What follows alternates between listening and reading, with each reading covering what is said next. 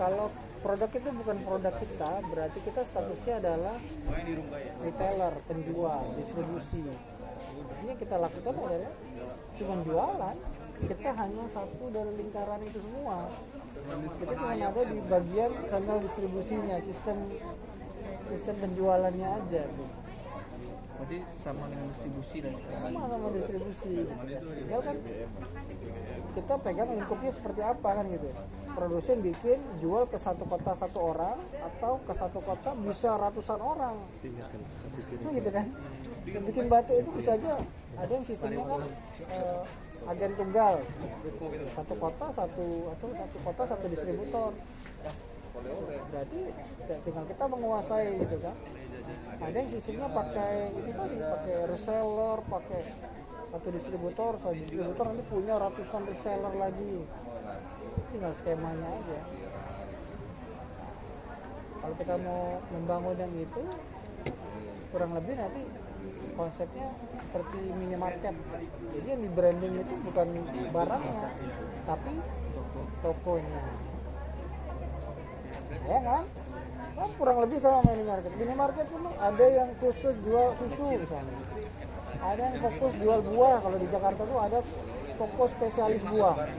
Ini jual buah mulai dari yang impor sampai yang lokal gitu kan. Mulai dari yang banyak sampai yang aneh. Kenapa tuh Bang pilih Rumbai? Karena memang pilihannya seperti itu. Jadi yang di branding adalah tokonya. Supply-nya bisa dari mana-mana yang punya barang. Dijual di tempat dia. Jadi dikembalikan dengan poin pertama dari Bang problem itu berarti apa kita memilihnya atau gimana dong? Karena kita dipilih biasanya. pilih ya. Kalau kita sudah ada sekarang, kita tinggal pilih kita mau bangun yang sudah ada atau mau dirubah kan itu. Boleh. Usaha itu biasanya orang sudah ada dulu baru ketemu SBM. Jadi usahanya ini tinggal diarahkan berdasarkan SBM tadi. Apa yang mau dikerjakan di situ? Di apa tadi? Pemahamannya gitu dia. What is the problem? Jadi kan toko kita ini toko apa gitu kan? Menyelesaikan masalah apa sama orang? Jadi kan orang yang mau beli batik yang seperti apa? Batik satuan, batik grosiran. Apa bedanya toko Riau sama tokonya Mas Aden? Sama-sama jual batik kan? Mas Aden kira-kira jual batik apa dia? Batik Riau. Batik corak Riau. Corak Jawa ada nggak dia jual? Ada. Nggak ada. Jadi kalau orang yang mau beli batik corak Riau, belinya ke dia. Dan dia jual value-nya ya Bang. Iya. Ini gini, ini Kira-kira yang orangnya jual ini, batik gitu. corak Riau cuma dia atau enggak? Ada yang lain. Ada yang lain. Nah, gitu. Jadi artinya kalau ada orang yang butuh batik yang khusus motifnya motif Riau, ya dia salah satu pilihan. Nah, itu nanti pertanyaan berikutnya nanti. Tapi dia Kak Zura Bang Saden sekarang ini lebih spesifik. Kalau orangnya create kayak gini, pribadinya bagusnya motifnya yang begini. Ke arah situ kayaknya ya. Arahnya TikToknya ke situ tuh kayaknya sekarang. Jadi diarahkan sesuai dengan pribadi. Jadi Bang, gimana? Jadi kalau kita nggak bisa jalankan brosur eceran nggak bisa berbarengan atau dipilih salah satu ya? Nah itu Bang, sama Idealnya pertanyaannya Bang. begitu. Nggak Idealnya bisa sekali begitu. jalan usaha tuh Bang. Coba Produksi cari, juga, coba jual langsung tunjukkan. juga, misalnya gitu Bang. Saya lihat saya gini, coba tunjukkan satu perusahaan besar yang jalankan dua-duanya. Misalnya kayak Java itu perusahaan apa ya? Holding Ayam. kan? Pokpan itu apa namanya? Pokpan ya, induknya ya. Pokpan itu kan dia jual ayam mulai dari bibitnya sampai jadi nugget. Itu satu perusahaan apa beda perusahaan? Nggak tahu. Yang punya satu bukan Bang? Yang punya satu Tapi tapi dia dia nggak jadi satu pecah-pecah toko, kan? gitu kan Bang? Iya. Jadi satu toko dia jual ayam potong, jual frozen, nggak jual sendiri kan dia? Nggak, karena dipecah-pecah sama dia. Ya tapi ownernya satu kan Bang? Belum tentu satu owner, bisa jadi mereka kan sudah apa namanya? Ya, sama kayak Unilever itu kan dia holding company. Jadi satu perusahaan punya beberapa brand di bawahnya atau punya beberapa anak perusahaan di bawahnya.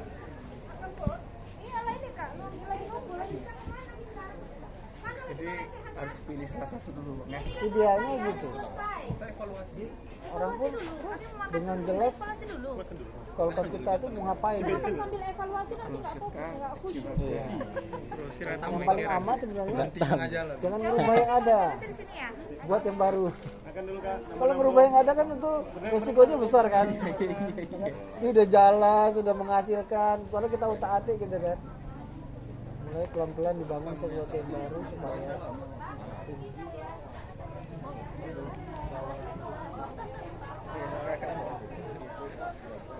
Kemudian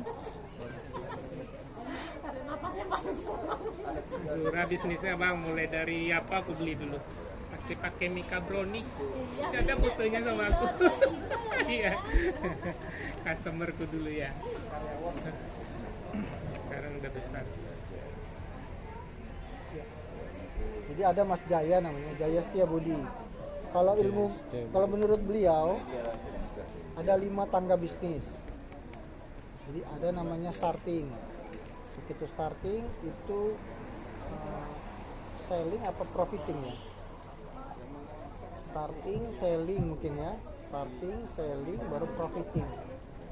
Jadi pada saat usaha kita sudah mulai menguntungkan, baru di situ kita mulai membangun sistem. Jadi jangan salah juga, kalau di awal-awal mungkin fokusnya selling aja dulu, jangan ngomong sistem-sistem, jualan sampai punya untung. Kalau udah punya untung baru disistemasi. Tapi nggak boleh juga setelah udah punya untung jualan terus, nggak selesai akhirnya dia nggak punya sistem kan. Iya, akhirnya begitu tokonya nambah 2, 3, 4 tapi nggak punya sistem, akhirnya sibuk sendiri kan, nggak punya waktu. Jangan tidurnya pun mimpi kerja aja. Iya betul banget. Bangun tidur yang dari bayangin langsung, wah siapa yang masuk hari ini? Berapa order? Kiranya ya, Tepungnya masih cukup nggak ya? cukup apa enggak ya? Nggak sudah. Jadi kalau udah mulai profit, nah di sini orang harus ada namanya kan kontrol, personal control lagi. Bagaimana kita mengontrol diri kita, kapan kita harus mulai spend uang itu, gimana lifestyle kita, apakah sudah mulai ditingkatkan. Kebanyakan ya, lifestyle-nya ini lebih tinggi daripada penghasilan. Penghasilannya baru naik 2 kali lipat, lifestyle-nya sudah naik 10 kali lipat. Nah, ini bermasalah. Padahal harusnya pada saat profiting itu, dia kan saatnya mulai membangun bisnis kan, merapikan sistemnya. Terus-terusan ngambil cari untung terus. Kalau cari untung terus ya nggak selesai.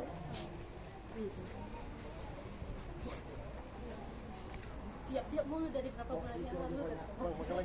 Jangan jualan terus gitu. Udah mulai profit, mulailah dirapikan. Apa kira-kira yang bisa diberikan, diperbaiki. lagi di dalam flow ya. Karena pembuat keputusan itu lah. Bang, gimana jual produk yang bisa mahal banget tapi orang beli? Kan pai kan banyak tuh, di 1000-an juga banyak.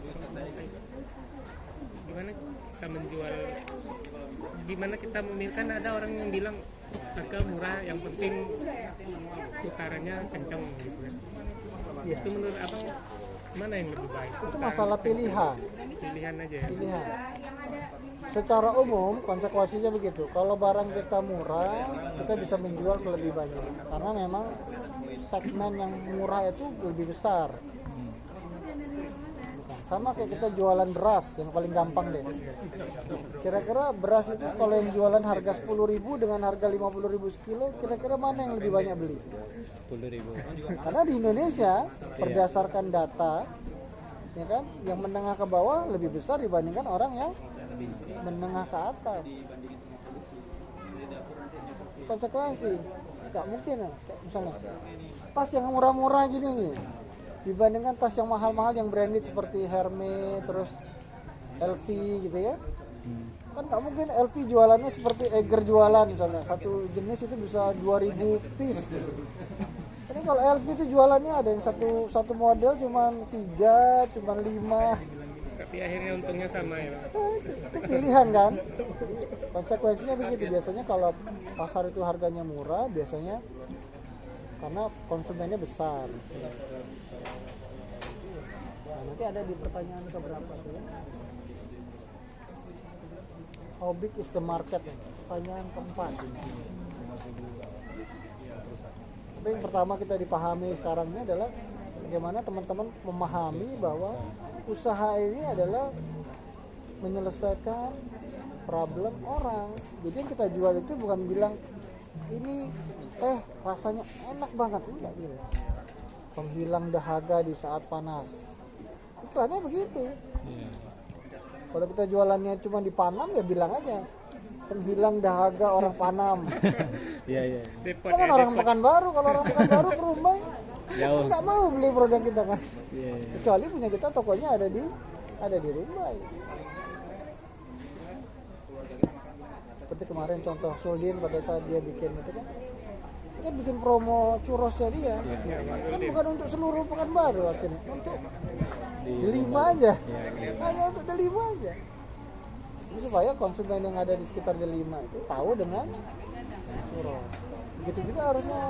Udah buat kemarin bang promo waktu pertama buka tuh, buy one get one kan. Itu lumayan ramai juga yang beli nomor baru kan. Lumayan itu apa standarnya? Omsetnya tuh sampai Kalau sekarang 300, kalau waktu buy one waktu get one promo itu sampai 1 jutaan dia bang. 1 juta bersih. Omsetnya. Harusnya dapat 2 juta, tapi karena buy one get one dapat cuma 1 juta gitu. Enggak, karena buy one get one kan. Jadi omsetnya itu sampai 1 juta jadinya. 1 juta tuh uang yang Harusnya kita 2 terima. juta nggak? Iya, uang yang diterima, omset kotornya. Harusnya masuknya 2 juta gitu. Harusnya dapatnya 2 juta kan? Iya. Tapi jualannya cuma 1 juta. Jualannya cuma 1 juta. Nah, itu diskalakuin 10 hari malah tuh bang. 10 hari. Capai itu 1 juta tiap hari. Enggak tercapai juga. Itu masalah. Jangan-jangan konsumennya kurang banyak di daerah situ. Gitu ya bang.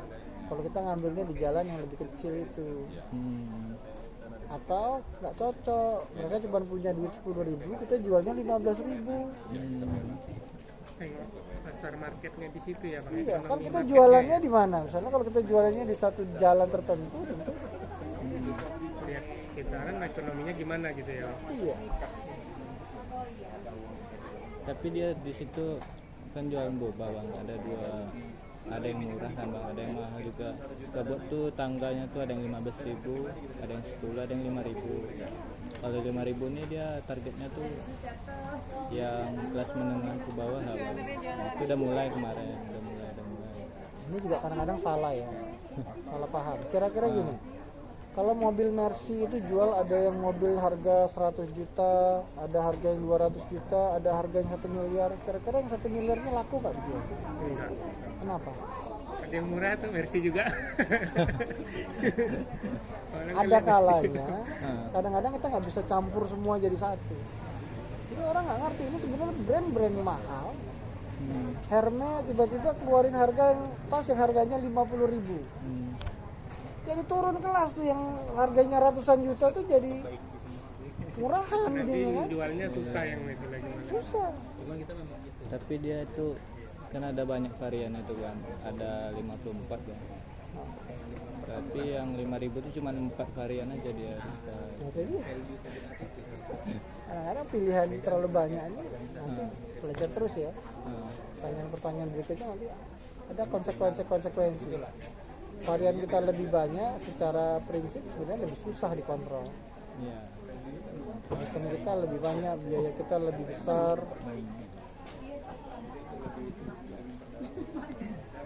Kalau dilempar aja dulu banyak bang, habis itu di Pareto pangkas balik lagi bang. Nggak bisa gitu bang. Ya sebenarnya kalau mau bagus, usaha itu didesain dari awal. Ya, didesain dari awal, dipilih, ditentukan dulu 1, 2. Di desain tuh gimana mas? Dipilih. Didesain kayak tadi, sama kayak Unilever. Pada saat bikin sampo, apakah dia bikin banyak dulu sampo? Kan enggak kan? Kan dia pilih yang konsumennya banyak kan. Kenapa? Begitu dia bikin varian-varian lain, dia beli botol aja jumlahnya banyak.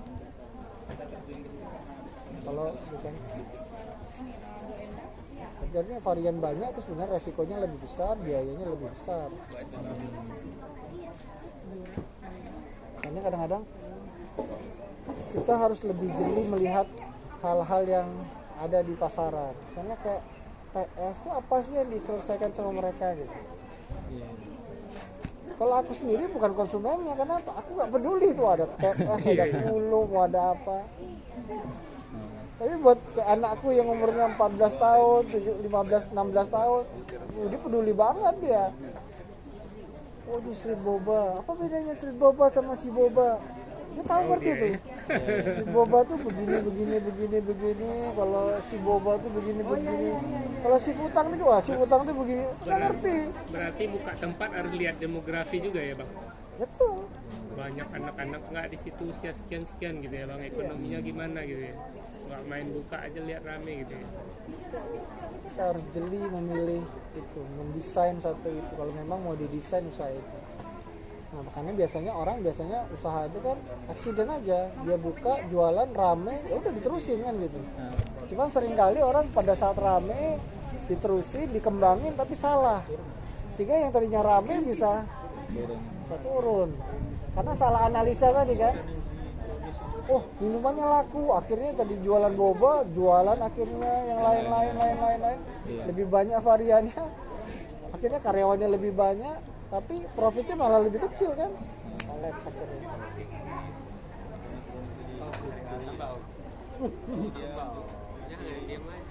Jadi SBM ini nanti akan mengajarkan itu semua. Jadi makanya belajar itu, makanya usaha itu dia bukan lari sprint, lari maraton ini, belajar usaha ini. Jadi kita harus punya energi jangka panjang. Nggak sabaran juga hasilnya. Nggak sabaran, nah. Apalagi orang rumah, mana nih hasilnya ya kan? Dia jangka panjang, dia harus sedikit. Baru nanti bisa ya. Bisa.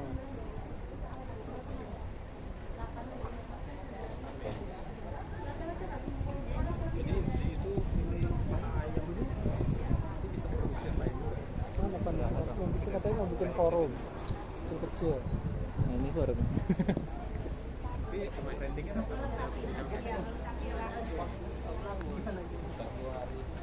Tapi itu kalau apa tuh bang, yang Rizka buat tuh kan bang, kayak tempatnya itu kan jualannya udah take away aja, gitu dia nggak nongkrong gitu kan. Apa? Kayak yang pertanyaan ini kan menyelesaikan masalah apa gitu kan bang.